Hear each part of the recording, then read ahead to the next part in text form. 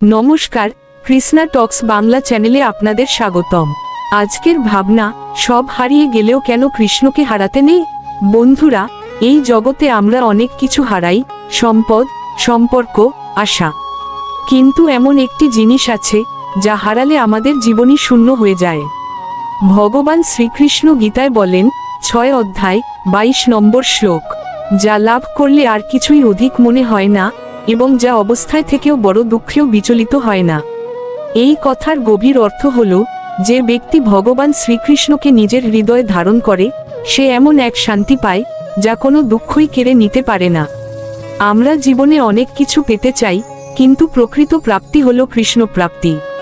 কারণ এই জগতের সবকিছুই একদিন শেষ হয়ে যাবে, কিন্তু ভগবান শ্রীকৃষ্ণের সাথে সম্পর্ক চিরন্তন। তাই বন্ধুরা, সব হারালেও যেন ভগবান শ্রীকৃষ্ণকে না হারাই, কারণ তিনিই আমাদের জীবনের আসল আশ্রয়, আসল শান্তি। ভিডিওটি ভালো লাগলে একটা লাইক দিন এবং সাবস্ক্রাইব করে পাশে থাকবেন। নিবেদনে, শ্রী মিলন দেবনাথ। হরে কৃষ্ণ।